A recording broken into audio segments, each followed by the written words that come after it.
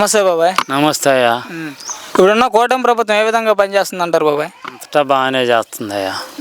ఎవరన్నా అవసరాలు కావాల్సిన వాళ్ళకి కూడా తీరుతున్నారు. సచివాలయం కాడికి పోతే అన్ని జవరంగా చేసి పెడుతున్నారు.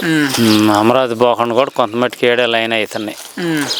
ఉన్న వాస్తవాలు అవి అన్ని పనులు బాగానే చేస్తుందంట. పర్వాలేదు, అన్ని పనులు బాగానే చేస్తున్నారు.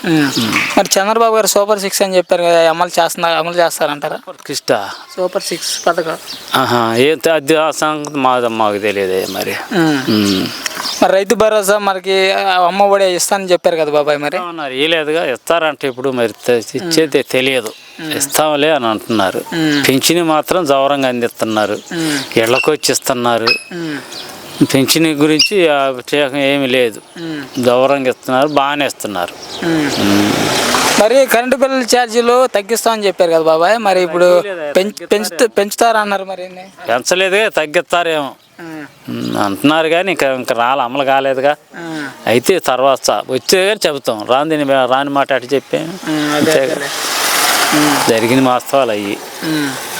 మరి జగన్మోహన్ రెడ్డి గారికి, షర్మిలా గారికి ఆశీర్వాదాలు జరుగుతున్నాయి ఏమంటున్నారు, దానికి ఏమంటారు? మాకేం తెలిసే వాళ్ళు అంత లోతులోకి పోవటం, వాళ్ళు ఏం చెప్పుకుంటారు, ఏం చేసుకుంటారు, మనకేం తెలుసుద్ది.